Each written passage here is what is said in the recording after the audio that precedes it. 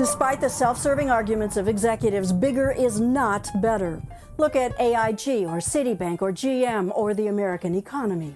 Entrepreneur and environmentalist Paul Hawken argues that democracy and evolution work better than command and control.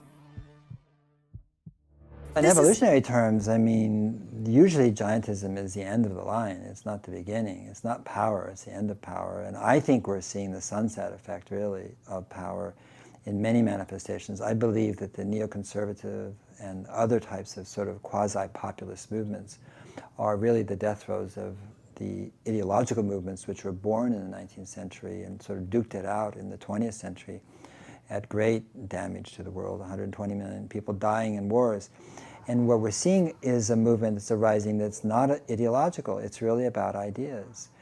And that's an important distinction. It's very important because ideologies really constrain and dictate. And because if you're part of an ideological movement, you can't stray far before you're wrapped on the knuckles. You stray further than that and you're excommunicated if you're a liberation theologist in the Catholic Church. And so, but in the movement of ideas, ideas are welcomed.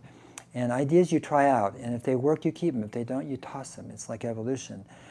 But ideas open up and liberate because ideas breed ideas. Ideologies do not breed ideologies. Ideologies breed schisms and conflict and violence.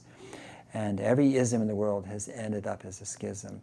And what's so marvelous about this movement, the very thing that people would connote as being powerless, that is to say, oh, there's a million organizations, they're atomized, most of them are grassroots, most of them are small. How can they possibly stand up to or have any effect on the powers that be?